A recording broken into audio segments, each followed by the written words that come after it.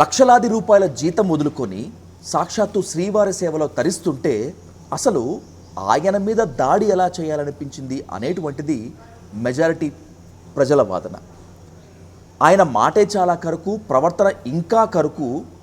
ఆయన మా మీదే తిరిగి దాడి చేయబోయాడు కాబట్టే మేము అలా ప్రవర్తించాల్సి వచ్చింది అనేటువంటిది వివాదాస్పద హరిరాఘవరెడ్డి వాదన. ఏది నిజం, ఏది అబద్ధం అనేటువంటి దానిపై ఇప్పుడే మాట్లాడదాం. చిలుకూరు బాలాజీ ప్రధాన అర్చకులు రంగరాజన్ గారితో ఇప్పుడు హాట్ సీట్ విత్ విజయ్ సాధు. రంగరాజన్ గారు నమస్కారం. నమస్తే.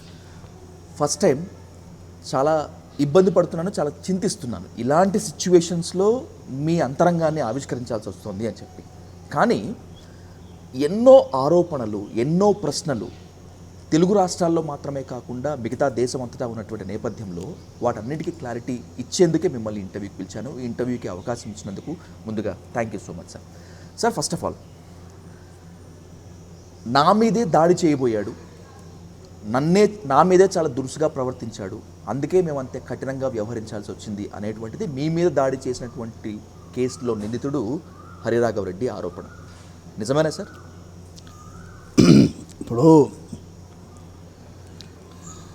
నంబర్ 1 ఏం జరిగింది అనేది పోలీస్ కంప్లైంట్లో క్లియర్గా ఉంది. ఆ రోజు ఏం జరిగింది అనేది క్లారిటీ తోటి word by word I stand by my complaint. Sir, ఒక మనిషి ఎవరింటికన్నా వెళ్తారు.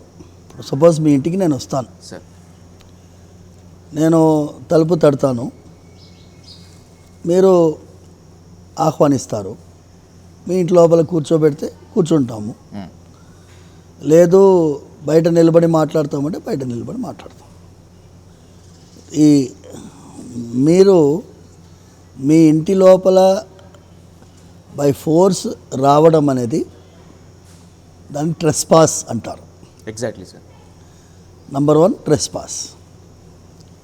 దానికంటే ముందు ఈ దాడి కానీ అది వారు తమ ఆత్మరక్షణ కోసం చేసిన దాన్ని కానీ కొంచెం పక్కన పెడతాం.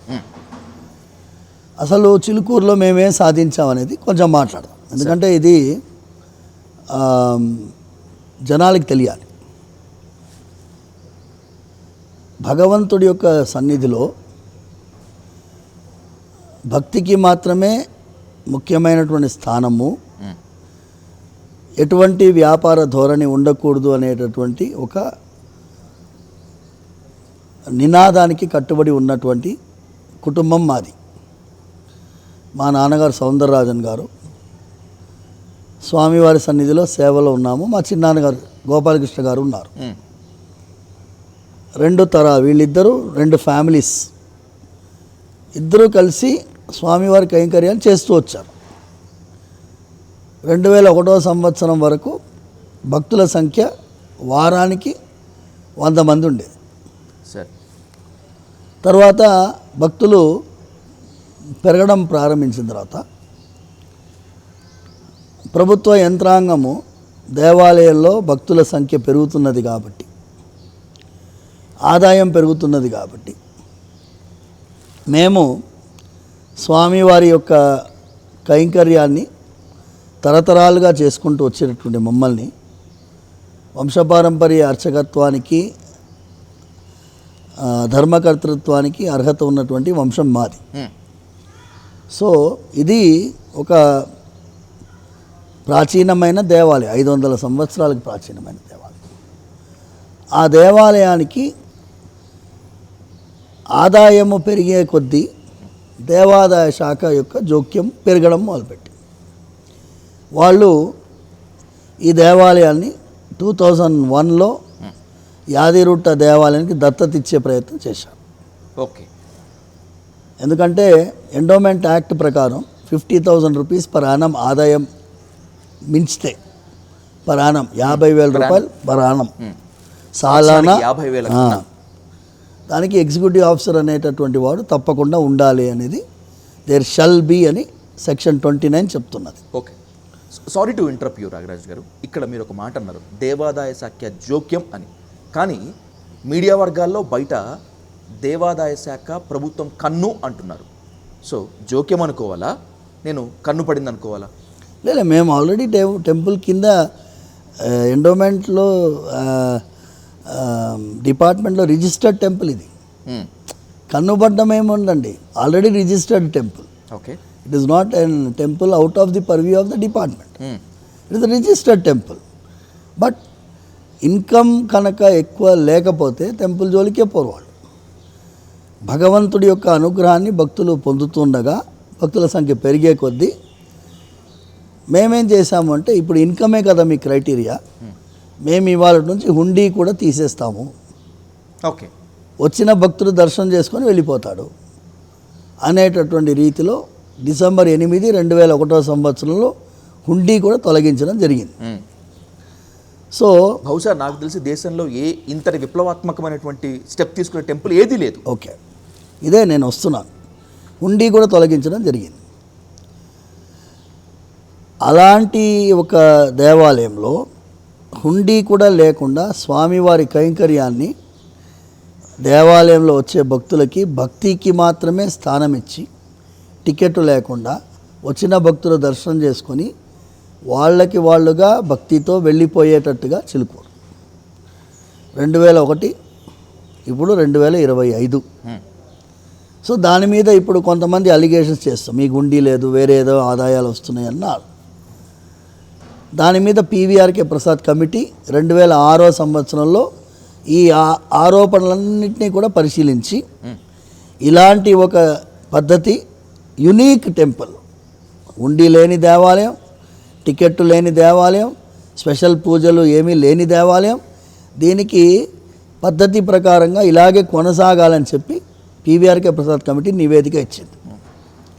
2007 సంవత్సరంలో ఎండోమెంట్ యాక్ట్ అమెండ్ అయింది. సో దాంట్లో మాకు వంశపారంపర్య అర్చకత్వము వచ్చేసింది, ధర్మకర్తృత్వానికి కూడా మాకు సెక్షన్ కూడా అమెండ్ అయింది. దాని మీదనే ఇవాళ రోజు మేనేజింగ్ కమిటీ దాన్ని ఏమంటారు, జీవో 260 ప్రకారం చిలుకూరు కొనసాగుతున్నది. Exemption from section 15, section 29. Trust board ఉండడానికి లేదు, ఎగ్జిక్యూటివ్ ఆఫీసర్ ఉండడానికి లేదు. సో ఇది భగవంతుడు నడిపిస్తున్నటువంటి ఉద్యమంగా మేము భావిస్తాం. Okay sir.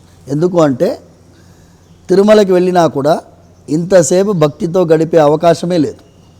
మార్చి 24వ తారీఖు నాడు మేము తిరుమలకి వెళ్ళాం. 24వ తారీఖు trust board meeting. Bhanuprakash Reddy గారు ట్రస్ట్ బోర్డ్ మెంబర్, ఇక్కడ 3-4 ట్రస్ట్ బోర్డ్ మెంబర్సు అక్కడ బ్రేక్ దర్శన్ క్యూ కాంప్లెక్స్లో వెయిట్ చేస్తున్నాం. ఒకటే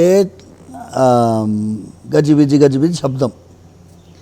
నేను భానుప్రకాష్ రెడ్డి గారికి చెప్పాను, సార్ ఇది మంచిది కాదు, ఇప్పుడు చూడండి నేను దీన్ని ఎట్లా చేస్తానని చెప్పి వాళ్ళ నడుమ వెళ్ళాను. కనీసం 600 మంది ఉన్నారు ఆ క్యూ కాంప్లెక్స్. గట్టిగా 2 సార్లు చప్పట్లు కొట్టాను. ఎవరు చప్పట్లు కొట్టాను తిరిగి చూశారు. ఇదిగో చూడండి, నేను చిలుకూరు నుంచి వచ్చాను, మనము కొంచెంసేపు అందరం గోవిందనామాలు చెప్దాము. ఓకే, నేను ప్రారంభించాను. శ్రీనివాస గోవింద, శ్రీ వెంకటేశ గోవింద అని ప్రారంభించాను. Okay sir. 15 నిమిషాలు ప్రతి భక్తుడు గోవిందనామా చెప్పాడు. తర్వాత ఏమైంది, ఆ తలుపు తెరిచారు వాళ్ళు, అందరు లైన్ స్టార్ట్ అయింది నవ్వడం. ఎందుకంటే అక్కడ పాలు ఇస్తారు తాగడానికి.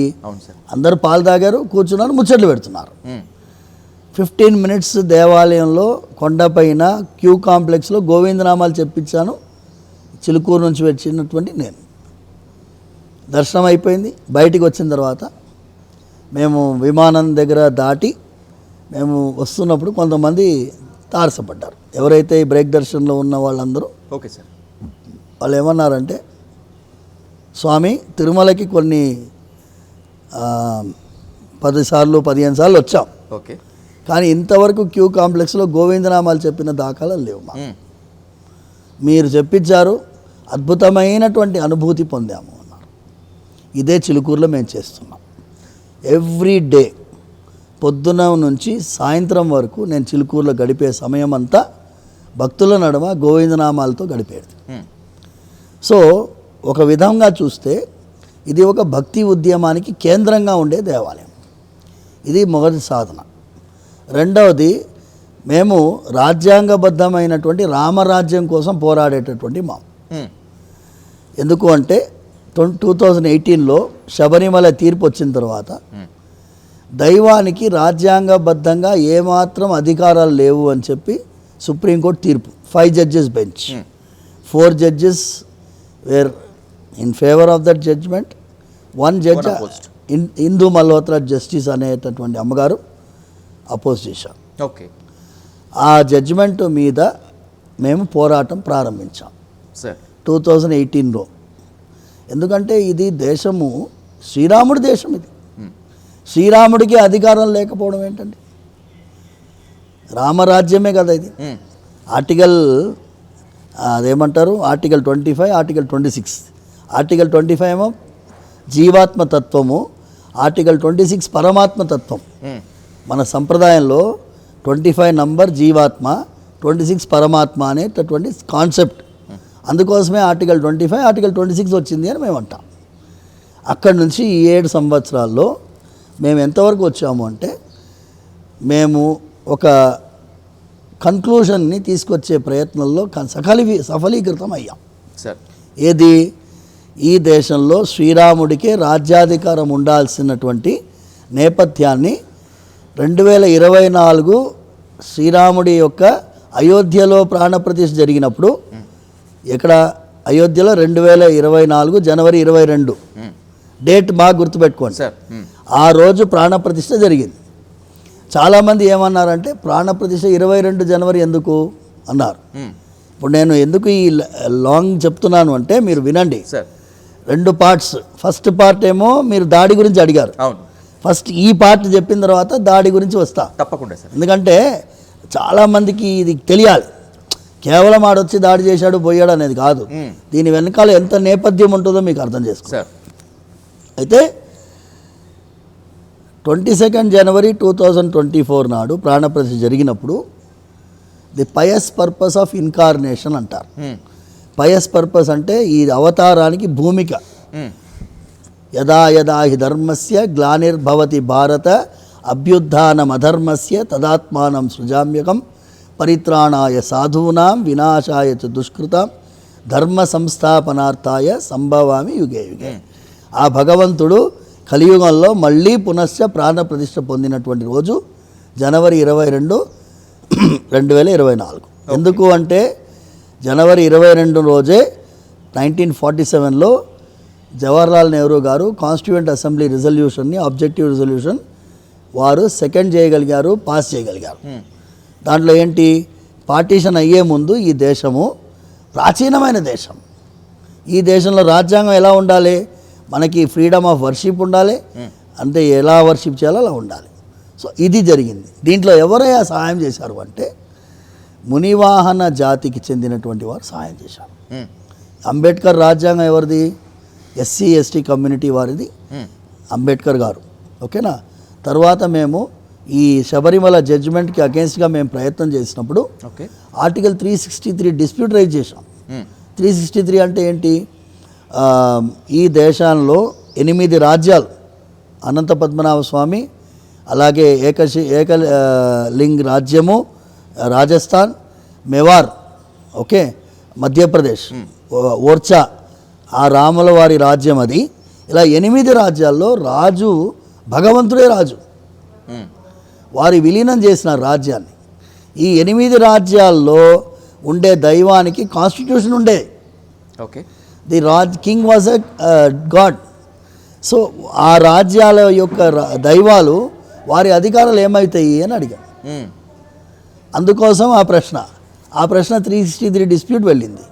దానికి సపోర్ట్ చేసిన వారు రామ్నాథ్ కోవింద్ గారు, ప్రెసిడెంట్ గారు. 143 రెఫరెన్స్ అన్నారు. ఇవన్నీ లీగల్ టర్మినాలజీ.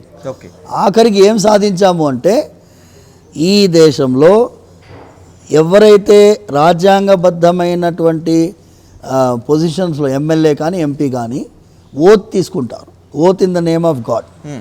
ఈ oath in the name of God తీసుకునే వాళ్ళు ఆర్టికల్ 60 కింద వాళ్ళు ఈ దేశంలో ఎక్కడా కూడా విగ్రహారాధనకు వ్యతిరేకంగా పనిచేయకూడదు అనేటటువంటి వాగ్దానం చేస్తున్నారని నిరూపించాం. ఓకే సార్, ఇంతవరకు వచ్చాం. ఇప్పుడు ఇందులో శబరిమల తీర్పులో దానికి పనిచేసినటువంటి ఒక వర్గం ఉన్నది, that is called constitutional morality gang. ఈ కాన్స్టిట్యూషనల్ మొరాలిటీ గ్యాంగ్ ఏంటి అంటే వాళ్ళకి ఇది నచ్చదు. వాళ్ళు ఈ పెద్ద కుట్రలో వారు భాగంగా ఉన్నారా అనే నమ్మకం మాకు కలుగుతున్నది. ఎందుకు అంటే మేము రామరాజ్యం అంటున్నాం, ఈయన కూడా రామరాజ్యం అంటున్నాడు. ఓకే, మాది రామరాజ్యము రాజ్యాంగబద్ధమైన రామరాజ్యం. ఓకే, వీడు చెప్పే రాజ్యము వీరు కూడా రామరాజ్యం అంటున్నారు. కానీ వీళ్ళు ఏమంటున్నారు, జడ్జిలను తాట తీస్తాము, పోలీస్ వాళ్ళ తాట తీస్తాము, ఎవరెవరు జడ్జిమెంట్ సరిగా అయ్యారో వాళ్ళ ఇంటికి పోయి వాళ్ళని కొట్టి చంపుతాము, ఆ టైప్ ఆఫ్. మాది అట్లా కాదు. ఉన్న రాజ్యాంగంలోనే కొంచెం సరిగ్గా ఇంటర్ప్రిటేషన్ చేస్తే చాలు. మేమే కొత్తగా రాజ్యాంగం రాయాల్సిన అవసరం లేదు. ఆర్టికల్ 26 సరిగ్గా ఇంటర్ప్రిట్ చేయాలి, ఆర్టికల్ 238 సరిగ్గా అర్థం చేసుకోవాలి. 238 వాజ్ రిమూవ్డ్. ఆ 238 రిమూవ్ అయిన 238లో రాజ్ ప్రముఖ్ అనేటటువంటి వారు ఉండేవారు. రాజ్ ప్రముఖ్ అనేటటువంటి వారు ఎక్కడెక్కడైతే ప్రిన్స్లీ స్టేట్స్ ఉన్నాయో అక్కడ ఇలాంటి డిస్ప్యూట్ వస్తే వారు గవర్నర్కి నివేదించేటట్టు రాజ్ ప్రముఖ్, గవర్నర్ ఎమ్మెల్యేయో ఎంపీయో will become the take the position of Raj Pramukh అనేటటువంటి డైరెక్షన్కి వచ్చాం. ఇప్పుడు వీళ్ళు ఏం చేశారంటే ఇప్పుడు కన్ఫ్యూషన్ క్రియేట్ చేశారు. మీ మనసులో కన్ఫ్యూషన్ వచ్చింది, వ్యూవర్ మనసులో కన్ఫ్యూషన్ వచ్చింది. ఆయన కూడా రామరాజ్యం కోసం పోరాడుతున్నాడు కదండి, మీరు కూడా రామరాజ్యం కోసం పోరాడుతున్నాడు కదండి, మీరిద్దరు కలిసి ఎందుకు పని చేయకూడదండి అనే లైన్కి వచ్చారు. ఇప్పుడు శ్రీరాముడు అరణ్యకాండలో ఒక మాట అంటాడు. సీత దగ్గర చెప్తున్నారు, సీత నేను నిన్ను వదిలేస్తా, లక్ష్మణుడిని వదిలేస్తా, కానీ బ్రాహ్మణుడి మీద దాడి చేసినవాడిని వదలను అంటాడు. ఓకే, ఎవరంటారు? సాక్షాత్తు శ్రీరాముడు అంటారు. శ్రీరాముడు అంటాడు. మరి వీడు చేసిందేంటి? చేసిందేంటి? నేను దుర్మార్గుడినే ఉండొచ్చాయా, నేను దుర్మార్గుడిని అనుకున్నాం ఒక లెవెల్కి. ఓకే, నువ్వు డెసిషన్ తీసుకోవడానికి నువ్వు జడ్జి కాదు కదా.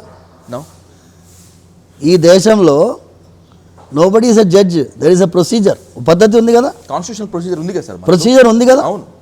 ఇప్పుడు నేను స్వామివారి కైంకర్యంలో ఉన్నవాడిని, నన్ను క్వాలిటీ ఉందా, క్వాలిఫికేషన్స్ ఉన్నాయా లేవా అనేది నువ్వు జడ్జి కాదు కదా. అవును, నీకు నిర్ణయాధికారం లేదు కదా. నువ్వు దారిన పోయే దానవి, నువ్వు దారిన పోయే దానయ్యవి. నీతో నేను మాట్లాడదలుచుకోలేదు, నాకు ఇష్టం లేదు, నాకు సమయం లేదు నీకు ఇవ్వడానికి. అయితే ఏం చేస్తావు నువ్వు? నాకు ఇష్టం లేదా నీతో మాట్లాడడానికి.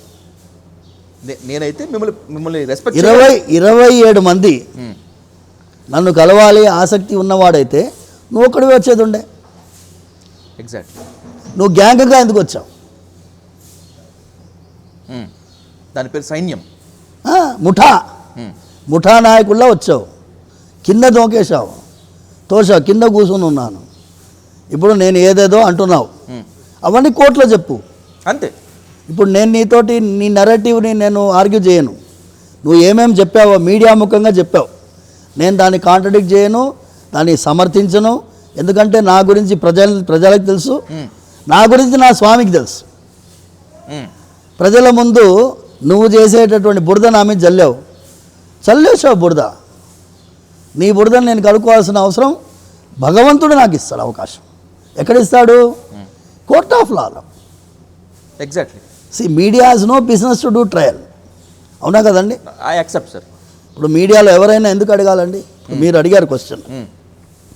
ఆయనని నీకు మాట్లాడడానికి అవకాశం లేనప్పుడు నువ్వు ఎందుకు లోపల దూరావు? నూక్కుంటూ ఎందుకు పోయావు? నువ్వు ఎందుకుంటూ పోయావు? తలుపు నూక్కుంటూ పోవడానికి నీకేం అధికారం ఉన్నది? అవును. పోనీ నువ్వు ఏదో రికార్డ్ చేసావు అన్నావు, ఆ వీడియో బయట పెట్టేది ఉండే. ఇప్పుడు ఈ వీడియో పెట్టావు కదా బయట, నా మీద దాడి చేసిన వీడియో పెట్టావు, అలా కట్ చేసి డాక్టర్ చేసిన వీడియో బయటపెట్ట. ఏదో నువ్వు చూసావు అంటున్న వీడియో దాన్ని ఎందుకు బయటపెట్టలే? కానీ మీరు ఎవరికో కాల్ చేసి ఆయన ఎక్కువ ప్రెజర్ చేయకండి వీర్రాఘవరెడ్డికి, ఎక్కువ ప్రెజర్ చేస్తే ఆయన దగ్గర కొన్ని వీడియోస్ ఉన్నాయి, ఆ వీడియోస్ బయటకు వస్తే మన పరువు పోతుంది అన్నట్లుగా చెప్తున్నాడు ఆయన. ఇదేనండి ప్రాబ్లం. ఏంటంటే మీ అందరికీ ఏంటి అంటే ఒక విధమైన నరేటివ్ మీకు ఇచ్చాడు. ప్రాబ్లం ఏంటంటే యూట్యూబ్ ఛానల్లో సార్ వాడెవడో చెప్తాడు, దాన్ని నేను కాంట్రడిక్ట్ చేసుకుంటూ పోవాలి. ఇప్పుడు ఉన్న ఎన్ని యూట్యూబ్ ఛానల్స్ ఉన్నాయి ఇండియాలో? Many of them sir, we can count. ఎన్ని ఉన్నాయి చెప్పండి? చాలా ఉన్నాయి. ఒక 1000 ఛానల్స్ అనుకుందాం. Okay sir. తెలుగులోనే 1000 ఛానల్స్ ఉన్నాయి. ఒక్కొక్కడు ఒక వర్షన్ పెట్టాడు అనుకోండి, ప్రతి ఒక్కడి దగ్గర నేను పోయి ఇది కాదని నేను వివరించుకుంటూ పోతే నా పరిస్థితి ఏముంటుంది చెప్పండి? ఇక దానికే సమయం అయిపోతుంది. నాకు వెంకటేశ్వర స్వామి సేవ చేయాలా, వీడి సమయం చేయాలా? అవును. ఓకేనా? నేను ఒకటే అంటానండి, నేనేమన్నానంటే నాకు 2 అంశాలు. There are 2 scenes sir. Scene number 1, వాడు పొద్దున 7:40కి వచ్చాడు, 7:30 7:40 నడుమ సార్ నా మీద ఏదో ఆర్గ్యుమెంట్ చేశాడు, దాడి చేశాడు, వెళ్ళిపోయాడు. అందులో క్లియర్గా ఉంది మీ రాముడు అన్నాడు. అంటే నా రాముడు నీ రాముడు కాడా? Question number 1. అంతే కానట్లేగా మీ రాముడు అని పాటి మీ రాముడు అన్నప్పుడు నువ్వు జయతు రామరాజ్యం అంటున్నావు కదా, మరి మీ రాముడు అందరి వాడు కదా. మీ రాముడు అంటే నువ్వు కన్వర్టెడ్ క్రిస్టియనా? డౌట్ వస్తుంది కదా. ఎగ్జాక్ట్లీ. మీ రాముడు అంటున్నాడు, నన్ను కింద దోశాడు. ఏ రాముడైతే స్వామి సేవ చేసేటటువంటి మాలాంటి వారిని రక్షించాలని పూనుకున్నాడో, సీతమ్మనే వదలడానికి తయారుగా ఉన్నాడు, లక్ష్మణుడితో సీతమ్మను వదలడానికి తయారుగా ఉన్నాడు, అలాంటి రాముడే నచ్చనటువంటి పని నువ్వు చేశావు. ఇది ఎట్లా రామరాజ్యం అవుతుంది? Question number 1. Question number 2, narration number 2 ఏంటి? Scene number 2. సపోజ్ వీడు కనుక పోయిన తర్వాత నేను ఎవరికో ఫోన్ చేసి పార్కింగ్ రాడ్ దగ్గర, నాయన 26 మందో 25 మందో లెక్క పెట్టలేదు నేను, నా మీద దాడి చేసి వచ్చారా, మీరు ఆపండి చూసుకోండి అన్నాను అనుకోండి, వాడు దాటుతాడా ఊరు? అసలు ఈ ప్రిమిసెస్ దాటలేరు కదా. ఊరు దాటుతాడా? దాటలేడు. సపోజ్ నేను చేసి ఉంటే ఏమయ్యేది?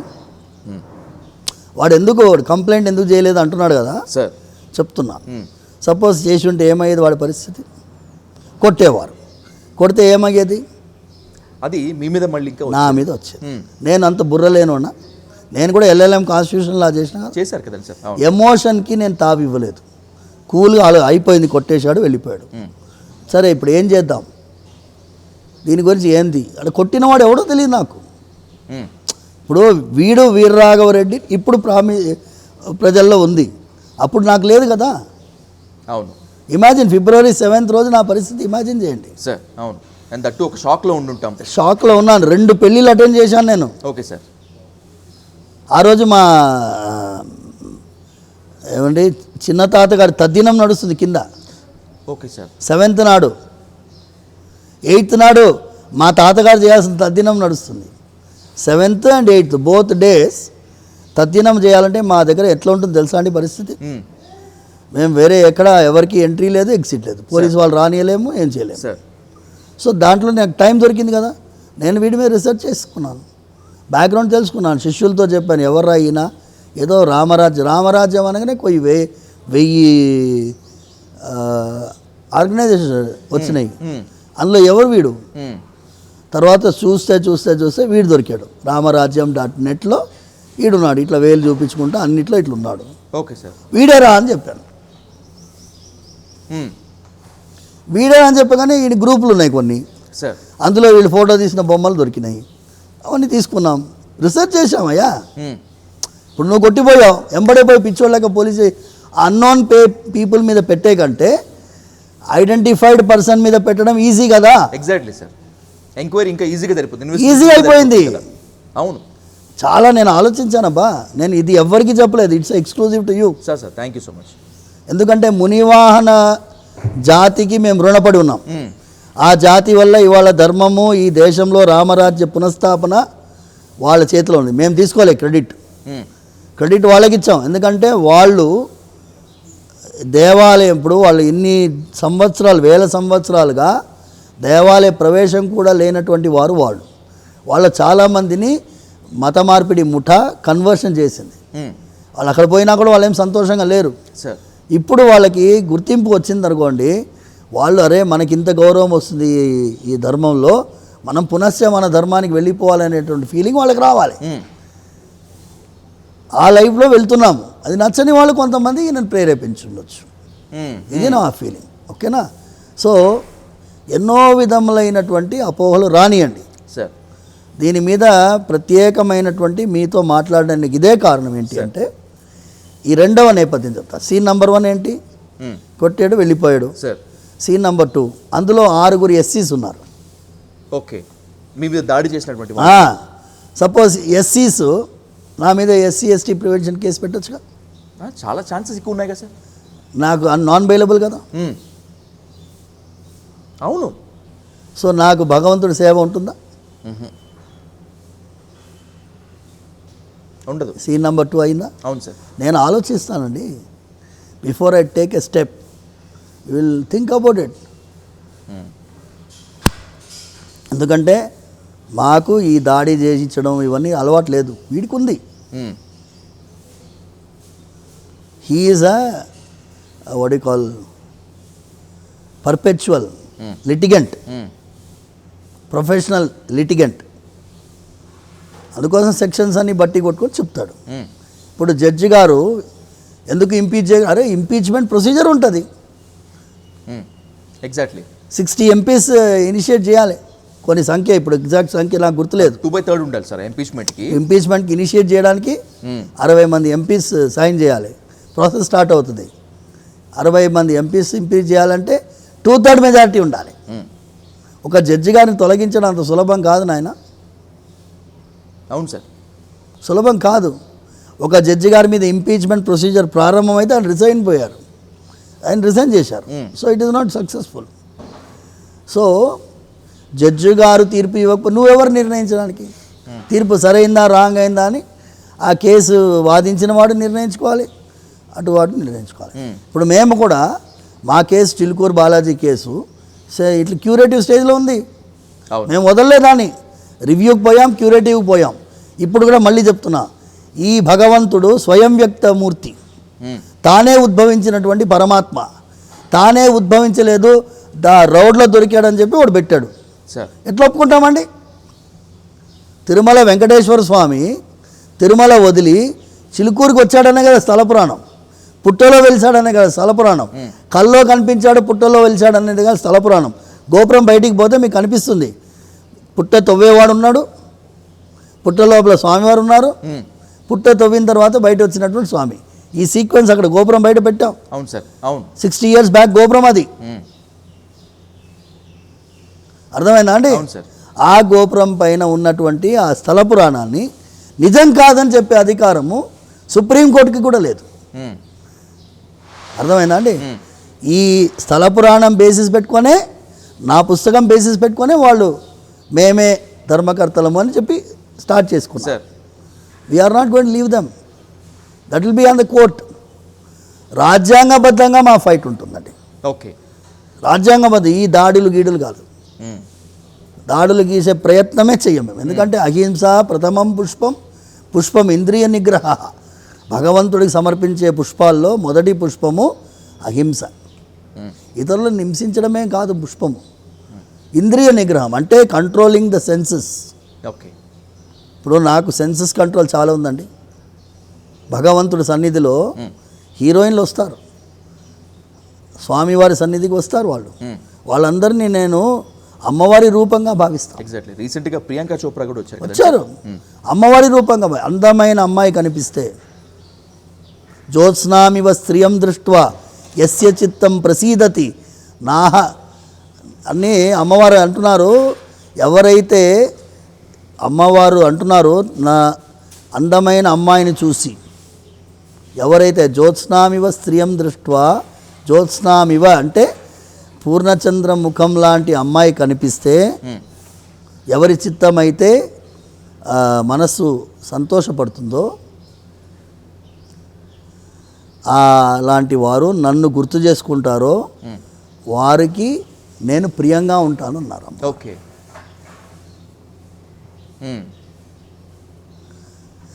లక్ష్మీతంత్రంలోని శ్లోకం, పాంచరాత్రాగమంలోని శ్లోకం.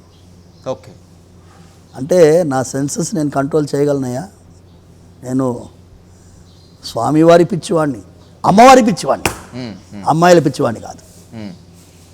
రంగనాథన్ గారు అనుకున్నారా, అంటే ఐ మీన్ ఈ వీరరాఘవరెడ్డి అనేటువంటి ఒక వ్యక్తి కొన్ని స్టూడియోస్కి వెళ్ళి లేకపోతే కొన్ని చోట్ల తీవ్రమైన ఆరోపణలు మీ దగ్గరికి వచ్చి, I can't spell them, but నేను చెప్పాలి, రంగరాజన్ మద్యం మత్తులో ఉన్నారని, రంగరాజన్ గారి ఇంటికి వెళ్ళేటప్పుడు కాండోమ్ ప్యాకెట్స్ దొరికాయని, అన్నింటికీ మించి చిలుకూరు బాలాజీ టెంపుల్కి వచ్చేటువంటి అందమైన ఆడపిల్లల్ని వశం చేసుకుంటున్నారని విన్నప్పుడు హౌ యూ ఫెల్ట్? అదే చెప్తున్నాను కదా నేను, ఇప్పుడు మీకు చెప్పిన సమాధానం అదే కదా. సో ఇప్పుడు ఏమవుతుంది తెలుసా అంటే, మీడియా ట్రయల్లో నువ్వు సక్సెస్ఫుల్ కావచ్చు, నీ కోసం కొన్ని యూట్యూబ్ ఛానల్ కొనుక్కోవచ్చు, వాళ్ళు నీ వర్షన్ వేయచ్చు, కానీ నీ వర్షన్ కోర్ట్ ఆఫ్ లాలో నిలబడదు. ఎగ్జాక్ట్లీ. నీ వర్షన్ కోర్ట్ ఆఫ్ లాలో ఒక్క క్షణం కూడా నిలబడదు, నాట్ ఈవెన్ 1 సెకండ్. ఎందుకంటే నీ కన్ఫెషన్ ఉన్నది, నీ స్టేట్మెంట్ ఉన్నది, నీతో కలిసి వెళ్ళిన వాళ్ళ స్టేట్మెంట్లు ఉన్నాయి, వాళ్ళ స్టేట్మెంట్లు రికార్డ్ అయ్యాయి. ఓకేనా? నువ్వు చేసిన దాడి వీడియోలో రికార్డ్ అయింది. ఇప్పుడు కింద కూర్చున్నటువంటి వారు ఎలాంటి రూపంలో ఉన్నారో చూశారు. ఇప్పుడు నా మీద నువ్వు గనక, అది నేను చెప్పాను కదా మీకు, అది దాని మీద ఎక్కువ మనం వాడి ట్రయల్కి నేను ఆన్సర్ చేయకూడదండి మీ మాధ్యమంలో. Exactly. I am not here to answer that fellow's questions. నేను వచ్చింది ఏంటి, మీకు లార్జర్ పిక్చర్, భగవంతుడి సన్నిధిలో మేము సాధించింది ఏంటి, భక్తి మార్గంలో నడిపించే ప్రయత్నంలో సాధించింది ఏంటి.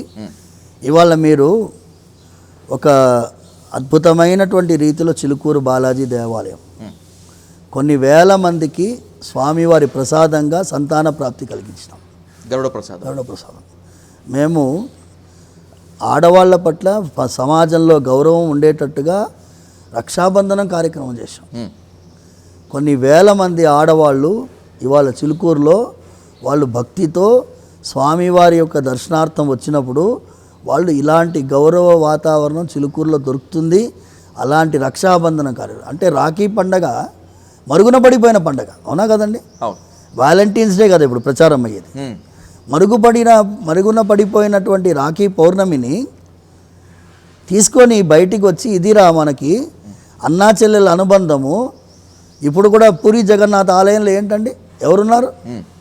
బలరాముడు, శ్రీకృష్ణుడు, నడుమ సుభద్రాదేవి, అవునా కదా? అవును సార్. అంటే అన్నా చెల్లెల అనుబంధాన్ని మీరు ప్రసారం చేయాలన్నా వద్దా? ఖచ్చితంగా. అప్పుడు తండ్రితో అమ్మాయి వెనకాల సీట్లో కూర్చొని పోయినా కూడా సమాజంలో దౌర్భాగ్యపు ఆలోచన ఉండేటటువంటి సమాజం ఉన్నది ఇవాళ, అవునా కదా బాబు? అవును సార్. సో దీనికి యూట్యూబ్లో ఆజ్యం పోస్తాయి. ఒకటి అంటానండి, నేను 3 అంశాలు మీకు చెప్పాను.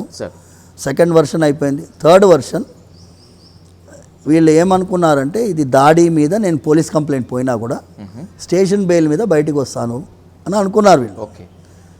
కానీ వీళ్ళకి తెలియదు కదా, 27 మంది పోతే అది ముఠా అంటారు, దాని గ్యాంగ్ అంటారు, ఎక్స్టార్షన్ అంటారు, ట్రెస్ పాసింగ్ అంటారు, ఫోర్సిబుల్ ఎంట్రీ అంటారు. అన్నీ కలిపి, నేను కూడా లా చదివిన వాడినే కదా. నువ్వు ఆర్గ్యూ చేసుకుంటా అంటున్నావు, ఆర్గ్యూ చేసుకో. ఇంకొకటి, ఎవరు క్షత్రియుడు, ఎవడు బ్రాహ్మణుడు, ఏ లక్షణంతో ఉండాలి, ఏ గోత్రంతో ఉండాలి అనేది నువ్వు నేను అడిగి తెలుసుకోవాల్సిన అవసరం లేదు. ఎవరికి ఇష్టం ఉంటే వాళ్ళు ఆ సైన్యంలో జాయిన్ అవ్వాలి. వ్యక్తిగతమైనటువంటి నిర్ణయం అది. అర్థమైందా అండి? నేను నీ సైన్యంలో జనాల్ని పోగు చేయడానికి నేను లేని చిలుకూరులో స్వామి సేవలో.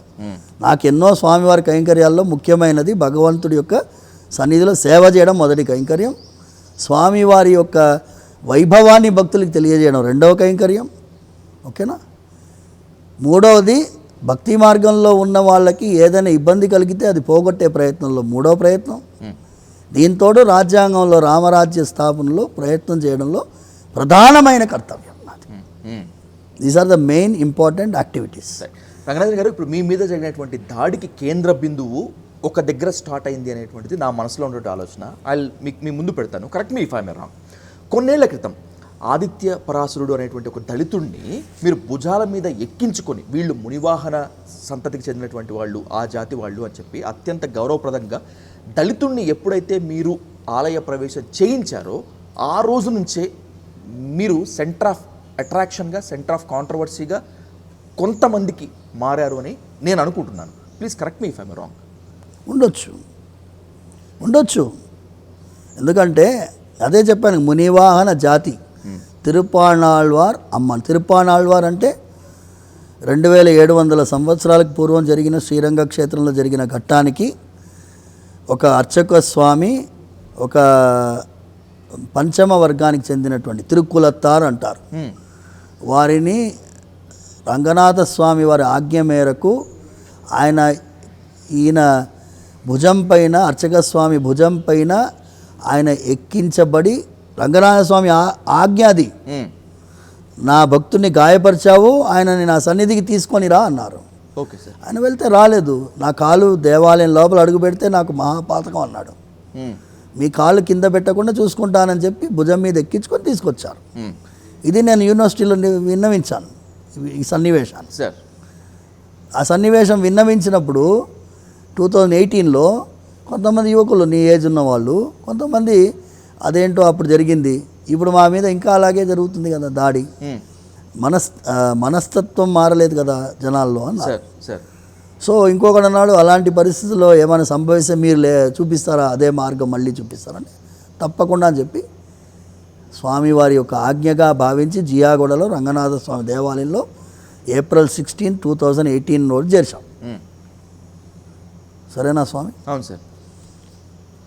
దలైలామా గారు నాకు పర్సనల్గా అభినందించినటువంటి సందర్భం. దలైలామా గారు అంతే ఒక పెద్ద మతానికి ఆయన మఠాధిపతి, బౌద్ధ మతానికి. ఈ దేశంలో తెలంగాణలో జరిగినటువంటి ఒక అద్భుతమైన సన్నివేశం అది. యావత్ దేశం దృష్టిని ఆకర్షించింది తెలంగాణలో జరిగిన. తర్వాత ఆంధ్రాలో గుంటూరులో చేశాం. ఇంకొక అర్చక స్వామి సార్, విజయ్ కుమార్ అని చెప్పి కడప నుంచి వచ్చిన అర్చకుడు, రంగనాయకుల దేవాలయం గుంటూరులో జరిగింది, అక్కడ చేశాడు. తర్వాత నెల్లూరులో తల్పగిరి రంగనాథ స్వామి దేవాలయంలో అక్కడ జగ్గయ్య స్వామి అని చెప్పి ఇంకొక ఈయన ఒక దళిత భక్తుని భుజం పైన ఎక్కించుకొని ఆయన చూపించాడు. నేను ఒక్కడనే కాదు, ఇది ఒక పరంపరగా చేసుకుని పోయాం సార్. 4వది 2020లో కోవిడ్ కంటే జస్ట్ బిఫోర్ సార్, ఖమ్మంలో రంగనాథ స్వామి దేవాలయంలో భద్రాచలంలో ఉండేటటువంటి కృష్ణ చైతన్య స్వామి ఆయన భుజం పైన ఆఖరిది ఘట్టం. తర్వాత కోవిడ్ వచ్చింది, కొంచెం డిటాచ్మెంట్ అయింది. బట్ ప్రపంచంలో ఉండేటటువంటి ఇది అద్భుతమైన సన్నివేశం. ఇప్పుడు డేవిడ్ ఫ్రాయిడ్ అనేటటువంటి వాడు అమెరికాలో, ఆయనని పోలీస్ మెడపైన మోకాలతో పెట్టి చంపింది. జార్జ్ ఫ్లాయిడ్ ఎవడో నల్ల జాతీయుడిని తెల్ల జాతీయుడు చంపినాడు సార్. అవును, అది జరిగింది. That is a racist. అవునా కదండి? లెట్ మీ బ్రీత్ మీ అనేటువంటి స్లోగన్ కూడా అప్పుడంతా బాగా వైరల్ అయింది. అవును సార్. కానీ ఇక్కడ అంబేద్కర్ గారు there is a need to change the mind set అన్నాడు. మేము మైండ్ సెట్ చేంజ్ చేయించే ప్రయత్నం చేశాం. తప్ప ఇది నాట్ అట్ ఆల్ సార్. ఈ ప్రయత్నాన్ని ఇప్పుడు కూడా నేను చెప్తున్నానండి, సరి అయినటువంటి నేపథ్యాన్ని ప్రజల్లో తీసుకెళ్తే, ఇది భుజం మీద మొయ్యడం అనేది ఫోటో ఆప్షన్ కాదు. ఇది ఆ జాతి మొత్తము రామానుజుల వారి గురువు గారు చెప్పారు. నాయన యామునాచార్యుల వారు, ఆళవందారు అంటారు ఆయన అన్నారు, ఆయన నోరు తెరవలేదు, ఎందుకంటే ఆయన చనిపోయే ముందు 3 వేలు ఇట్లా మడత పెట్టుకొని పడుకున్నారు. అయితే ఈయన చెప్పాడు, ఒక్కొక్కటి చెప్తూ పోతే ఇందులో మొదటిది యామునాచార్యుల వారి యొక్క ఆజ్ఞ, రామానుజుల వారి యొక్క విశిష్టాద్వైత సిద్ధాంతాన్ని ప్రజల్లో తీసుకెళ్ళడం. అలాంటి ఒక దాంట్లో ఈ యామునాచార్యుల వారు ఈ తిరుప్పాణాళ్వార్ వైభవాన్ని తీసుకెళ్ళవయ్యా అన్నారు. వైభవాన్ని తీసుకెళ్ళమంటే రామానుజుల వారు కనుక ఇది మేము ఆ వంశానికి చెందినటువంటి వాళ్ళంగా భావిస్తాం. డిఎన్ఏ రామానుజుల వారి డిఎన్ఏ నా శరీరంలో వెళ్తుంది. సొంత మేనల్లుడి వంశం మాది. అర్థమైందా అండి? అవును సార్, అవును. నడాదూర్ ఆళ్వాన్ వంశం మాది. మ్మ్. మా అమ్మ ఆ వంశానికి చెందినటువంటి అమ్మగారు. అలాంటి తిరుపాన్ ఆళ్వార్ వీళ్ళకి బిరుదు కూడా ఇచ్చాం, అమ్మాళ్ళని టైటిల్ ఇచ్చాం. మ్మ్. మునివాహనం చేసినటువంటి ఈ రామ్నాథ్ కోవింద్, ఆదిత్య పరాశ్రీ, ఎందుకంటే వీళ్ళందరూ లెటర్ రాశారు, ఆయన ఫార్వర్డ్ చేశారు. రాజ్యాంగంలో, శ్రీరాముడి యొక్క రాజ్యాంగంలో దైవాన్ని సంరక్షించే బాధ్యత తీసుకున్నందుకు అమ్మాళ్ళని టైటిల్ పెట్టారు. ఏదైతే చంటి బిడ్డని తల్లి ఎలా కంటికి రెప్పలా కాపాడుకుంటుందో సార్ అలాగే వీళ్ళు కూడా అమ్మాళ్ళలాగా కాపాడుకుంటున్నారని చెప్పి బిరుదిచ్చాం. సో అందుకోసము వాడు ఏమైనా ఆరోపణలు చేయనియండి, ఎవ్రీబడి నోస్. Exactly sir. వాడి గురించి తెలిసినటువంటి వాళ్ళు నీకు ఏం అధికారం ఉందని చెప్పి లోపలికి వెళ్ళి, అది ప్రయత్నమే కాదు, ఫోర్సిబుల్ ఎంట్రీ అన్నాడు. ఫోర్సిబుల్, నేను క్లియర్గా ఎఫ్ఐఆర్లో ఉంది నాది. టేక్ హిమ్ ఇంటూ కస్టడీ అన్నారు. వీడు వచ్చాడు, నలుగురు ముందుకు దబదబద వచ్చారు, కాళ్ళు పట్టి లాగారు, కింద పడ్డాను, తలకి దెబ్బ తాకింది. నా ప్రెస్ కాన్ఫరెన్స్లో అది వీడియో ఉంది క్లియర్గా, దాన్ని ప్లే చేయండి. నేనేమంటున్నాను అంటే దిస్ యూట్యూబ్ ఛానల్స్ కూడా నేను రిక్వెస్ట్ చేసేది ఏంటంటే సార్ మీ ద్వారా, మీరు కూడా యూట్యూబ్ ఛానల్, అంతే సార్, నేను యూట్యూబ్ ఛానల్స్ మీద నాకు ఏమాత్రం కోపం లేదు. మీరు అవసరం సమాజంలో మంచి మార్గంలో తీసుకువెళ్ళడానికి మీరు మీ అద్భుతమైన మీడియాని మీరు ఇప్పుడు ఇది వాడుకోవాలి. కానీ దీన్ని వ్యూస్ రావాలి అని చెప్పి వేరే విధంగా వాడితే మాత్రం ప్రజల్లో మీ మీద ఉండే నమ్మకం పోతుంది. ప్రజల్లో మీ మీద నా మీద స్వామివారికి ఎంత నమ్మకం ఉందో దానికంటే ఎక్కువ నమ్మకం భక్తులకు ఉన్నది. ఇప్పుడు మీరు చిలుకూరికి దర్శనానికి వచ్చినప్పుడు మీరు గమనించండి, ఎగ్జాక్ట్లీ అవును. ఇప్పుడు వాళ్ళల్లో ఆందోళన ఉన్నది, ఏయో ఈయన మీద ఎందుకు ఈ ఆరోపణలు చేస్తున్నారు అనేటటువంటి బాధ ఉన్నది. నాకు అలాంటి ఆలోచనలు లేవండి. నేను మా నాన్నగారు 90 years ఏజ్ ఆయనకి, ఆయన సేవలో ఇక్కడ ఉంటున్నాను. సార్ నా భార్య పిల్లలు ఎక్కడో 29 కిలోమీటర్ దూరంలో ఉంటారు వాళ్ళు. అలాంటిది కుటుంబాన్ని, స్వామివారి సేవకి అంకితం చేసినటువంటి కుటుంబాన్ని మీరు ఇలా రచ్చ చేయడానికి మీకు ఏమాత్రం అధికారం లేదండి. Exact. Just to protect a criminal, to protect criminal, please don't stoop to this level. మీరు మిమ్మల్ని దిగజార్చుకోకండి అని నేను ప్రార్థిస్తాను. 2 ప్రశ్నలతో ముగిచేస్తాను రంగరాజన్ గారు. ఈ 2 ఆ దాడికి సంబంధించినవి కాదు, దానికి ముందు దీనికి తర్వాత ఉన్నటువంటి ఎన్నో అపోహలని మీ ఒక్క సమాధానంతో క్లారిఫై చేయాలి. ఫస్ట్ ఆఫ్ ఆల్, మీ మీద దాడి జరిగింది అని తెలిసిన వెంటనే తెలుగు రాష్ట్రాల ముఖ్యమంత్రులు, తెలుగు రాష్ట్రాల్లో ఉన్నటువంటి పలువురు రాజకీయ సినీ ప్రముఖులు, ఉద్యమకారులైనటువంటి మందకృష్ణ మాదిగ వంటి వ్యక్తులు కూడా వచ్చి మీకు అండగా నిలబడ్డారు, మీ మీద దాడిని ఖండించారు. ఇక్కడే చాలామందికి క్వశ్చన్ రేజ్ అయింది, ఒక అర్చకులకి, ఒక ప్రధాన ఆలయ అర్చకులకి ఇంత ఫాలోయింగ్ ఉంటుందా, లేకపోతే ఇంత ఇన్ఫ్లుయెన్స్ ఉంటుందా అని చెప్పి. హూ ఆర్ యూ రంగరాజన్ గారు? ఇది నా ఇన్ఫ్లుయెన్స్ కాదండి, ఇది నా అభిమానం. సమాజంలో నల్లార్ ఒరువర్ ఇరుకేల్ అవర్ బొరుట్టు ఎల్లారుకుం పెయ్యుమాం మழை అనేది తమిళంలో ఒక సూత్రం. ఓకే, ఏంటి సూత్రము అంటే, ఈ ప్రపంచమంతా అధర్మంతో నిండిపోయింది, ఈ ప్రపంచమంతా అన్యాయంతో నిండిపోయింది. అలాంటి అన్యాయంతో నిండిపోయిన ప్రపంచంలో వర్షం ఎందుకు పడుతుంది అని ఒక ప్రశ్న. అలాంటి ప్రశ్నకి అవును, అన్యాయం నిండిపోతే, అక్రమం ఎక్కువైతే వర్షాలే పడవు ఓ ప్రాంతంలో. కానీ దానికి సమాధానం భగవతత్వాన్ని అర్థం చేసుకున్న వాళ్ళు నల్లార్ ఒరువరు ఇరికేల్, అంటే మంచి మనస్సు కలిగినటువంటి ఒకరు ఉన్నా, అందరి గురించి ఆలోచించేటటువంటి వాడు ఒకటి ఉన్నా, వారి కొరకు వర్షం పడుతుంది. నల్లార్ ఒరువరు ఇరికేల్ అవర్ బొరుట్టు ఎల్లారుకం పెయ్యుమాం మழை. సరేనా అండి, ఇది ఒకటి. రెండవది, కొన్ని వందల సంవత్సరాలకు పూర్వం తిరుక్కచ్చి నంబి అని ఒక ఆయన కాంచీపురం వరదరాజస్వామి వారికి అర్చకుడు. ఆయన భగవంతుడితో నేరుగా మాట్లాడతాడు అని చాలామందికి ఒక నమ్మకం. అయితే అక్కడ ఒక నదిలో, ప్రవహించే నదిలో ఒక శవం కొట్టుకొస్తుంటే ఆ శవానికి చక్రం శంఖం వేసినటువంటి శవం అది. ఓకే. చక్రాంకితుడు శంఖాంకితుడు అయినాడు. సార్ దాన్ని ఒక ఆయన నల్లాన్ చక్రవర్తి అనేటటువంటి ఒక వంశానికి చెందినవారు, ఒక బ్రాహ్మణోత్తముడు. ఆయన ఏం చేశాడంటే అయ్యయ్యో స్నానానికి పోయాడు, అది నదిలో కొట్టుకొస్తుంది శవం. ఓకే. శవం కొట్టుకొస్తే దాన్ని ఒడ్డుకు తీసుకొచ్చి అందరిని పిలిచాడు. అయ్యా పాపం ఇది అనాథ శవంలా ఉంది, దీన్ని సంస్కారం చేద్దాము అన్నాడు. అయ్యయ్యో ఇది ఏదో అనాథ శవము, ఇది యజ్ఞోపవీతం కూడా లేదు, బ్రాహ్మణులందరూ అక్కడ స్నానం చేస్తున్నారు, చట్ మేము పోతామని చెప్పేసి. మీరు పోతే పోండయా, నేను దీనికి సంస్కారం చేస్తానని చెప్పి ఆయన కట్టెలు పేర్చి దహన సంస్కారం చేస్తాడు. Okay sir. ఎవరు? ఆ బ్రాహ్మణోత్తముడు. ఓకే. బ్రాహ్మణోత్తముడు దహన సంస్కారం చేస్తే ఆయనని ఊరంతా వెలివేస్తుంది. ఓకే.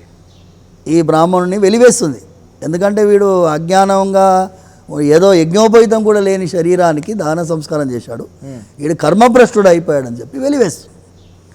వెలివేస్తే తిరుక్కచ్చి నంబికి ఈ ప్రశ్న అప్పచెప్పారు. మీరు భగవంతుని కనుక్కొని ఆయన అభిప్రాయం ఏంటో మాకు తెలియజేయండి, ఆ బ్రాహ్మణోత్తముడు గొప్పవాడా, వీళ్ళు వెలివేసిన వాళ్ళు కరెక్ట్ చేశారా? స్వామివారి దగ్గర విన్నవించాడు. స్వామివారి సమాధానం, ఊరికెల్లాం పొల్లాన్ ఎమక్ నల్లాన్, ఊరందరికీ చెడ్డవాడు నాకు మంచివాడు. Okay.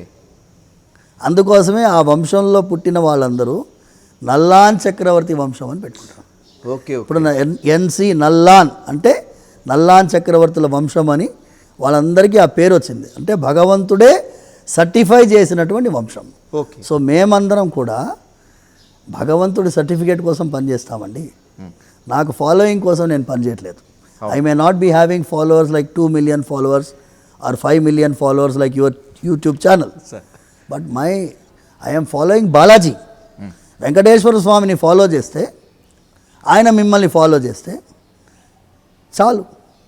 You are answerable to the Balaji. Venkateswara స్వామికి సమాధానం చెప్పాలి, 100 crore పీపుల్కి కాదు. ఎగ్జాక్ట్లీ. త్వయి రక్షతి రక్షకైక్కి మన్యై, త్వయి చారక్షతి రక్షకైక్కి మన్యై, ఇతి నిశ్చితది శ్రయామి నిత్యం బృహరే వేగవతి తటాశ్రయం త్వాం. నిన్న అక్షయ తృతీయ, ఇవాళ మృగశిర నక్షత్రం. ఇవాళ రోజు మనం ఏంటి ప్రహ్లాదుడి యొక్క సమాధానం చూస్తున్నాం.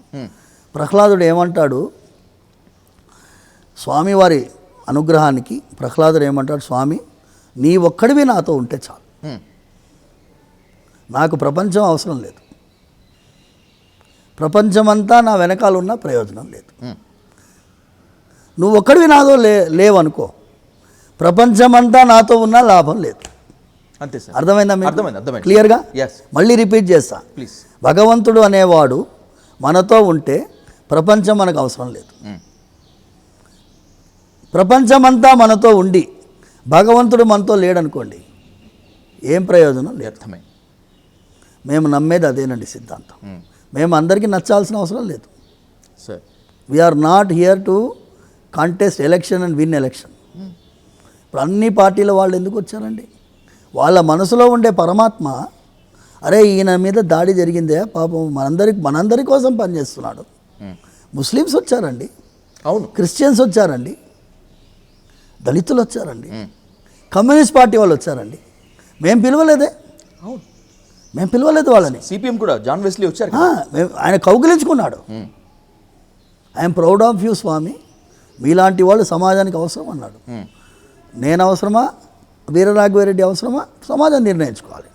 యూట్యూబ్ ఛానల్ కూడా నిర్ణయించుకోవాలి. మీరు నిర్ణయించుకోండి.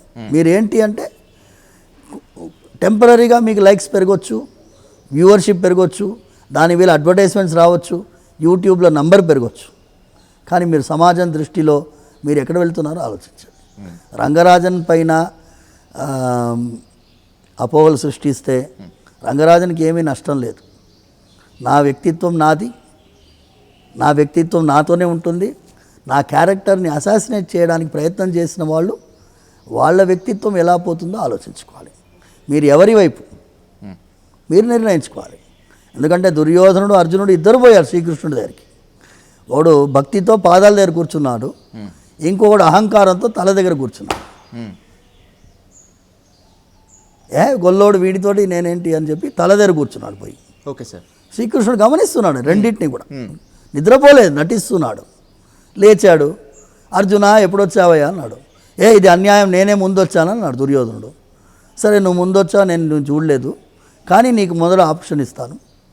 నీకు నేను కావాలా, నా సైన్యం కావాలా అని అడిగాడు. నువ్వెందుకే, నాకు నీ సైన్యం చాలు అన్నాడు. ఆయన సైన్యం మొత్తం పట్టుకుపోయాడు. నారాయణి సైన్యానికి వ్యతిరేకంగా అర్జునుడు ఒంటరిగా శ్రీకృష్ణుడు. ఇమాజిన్ చేయండి, ఎవరు గెలిచాడయ్యా? అంతే, అల్టిమేట్గా శ్రీకృష్ణుడు అర్జునుడే గెలిచాడు. ఎత్ర యోగేశ్వర కృష్ణ, భగవద్గీతలోని ముఖ్యమైన శ్లోకం ఇది. ఎప్పుడు మేము విష్ణు సహస్రనామం అయిన తర్వాత చదువుతాం. మేము 42nd 43rd శ్లోకాలు చదువుకుంటూ అక్కడ ఉండమయ్యా బాబు. మేము శ్రీకృష్ణుడు కావాలని కోరుకుంటాం. ఆయన మన ధర్మాన్ని రక్షించుకుంటాడు. నా ద్వారానో నీ ద్వారానో ఎవరి ద్వారానో రక్షించుకుంటాడు. నేను సైన్యాన్ని ఏర్పాటు చేసుకొని నేను అందరినీ తల నరుక్కుంటూ పోవడం మన సంప్రదాయం కాదు, మన ధర్మం కాదు, మన పద్ధతి కాదు. ఎత్ర యోగేశ్వర కృష్ణ ఎత్ర పార్థో ధనుర్ధర తత్ర శ్రీ విజయోభూతి ధ్రువానీతిర్మతిర్మమ. ఇది శ్లోకం అండి, భగవద్గీతలోని ఆఖరి శ్లోకం. ఎవరు చెప్తున్నాడు? సంజయుడు చెప్తున్నాడు, కామెంటేటర్. ఇప్పుడు టాస్ వేసిన తర్వాత ఐపీఎల్ మ్యాచ్ ఉంది కదా, ఎవరిదో ఉంది ఐపీఎల్ మ్యాచ్. టాస్ వేసిన తర్వాత వీడు టాస్ గెలిచాడు, వీడు కూడా గెలుస్తాడు మ్యాచ్ అంటే వాడు అటువైపు వాడు వెళ్ళిపోవాలన్నా వద్దా? అంతే సార్, అట్లా చెప్పట్లేదు. వీడి వైపు కృష్ణుడు ఉన్నాడు, అటువైపు ఏమున్నాడు? ధనుర్ధారి అయినటువంటి అర్జునుడు ఉన్నాడు. అక్కడ ఏముంటుందయ్యా? తత్ర శ్రీ విజయం ఉంటుంది, శ్రీ ఉంటుంది, ఇది ధ్రువం, దిస్ ఈజ్ పక్కా అంటున్నాడు. సంజయుడు చెప్తున్నాడు, ధృతరాష్ట్రుడికి అప్పుడన్నా బుర్ర రావాలి. అవును సార్, కమ్ బ్యాక్ అని చెప్పాలి. దుర్యోధనుడికి రెండయ్యా వెనకాలకి, మనం సామరస్యం పోవాలని చెప్పాలి. చేయలేదు. సో ఇది కూడా ధర్మయుద్ధమే. ఈ ధర్మయుద్ధంలో మేము కత్తులు కటారులు పట్టుకొని పోమయ్యా, మేము రాజ్యాంగబద్ధంగా యుద్ధం చేస్తాం. యతో ధర్మస్ తతో జయ, సుప్రీంకోర్టులో వెనకాల రాసిపెట్టుంది. ఆ ధర్మం ఎక్కడుందయ్యా అంటే రాజ్యాంగంలో ఉన్నది, రామరాజ్య స్థాపనలో ఉన్నది. అదే రామరాజ్యం మన ధర్మరాజ్యం. సరేనా నాయన? Thank you. సర్వే జనా సుఖినో భవంతు. Thank you so much. సమస్త సన్మంగళాలు. ఇన్ని అనుమానాలు ఉన్నటువంటి ఈ నేపథ్యంలో, ఇన్ని అపోహలు ముసురుకున్నటువంటి ఈ నేపథ్యంలో ఎంతో వివాదాస్పద ప్రశ్నలకు కూడా మా కోసం కాకుండా ప్రజల కోసం ఇంత సమయాన్ని కేటాయించి అపోహల్ని తీసినందుకు, ధర్మో రక్షిత రక్షితః సత్యమేవ జయతే, ఈ రెండు నినాదాలని మాత్రమే నమ్ముకున్నటువంటి మీరు ఏ విజయం సాధిస్తారనేటువంటిది తెలుగు రాష్ట్రాలు మాత్రమే కాకుండా యావత్ దేశం అంతటా కూడా మీ వైపు చూస్తోంది. We to wait for that moment sir. Thank you so much Rangarajan గారు. నమస్కారం సార్.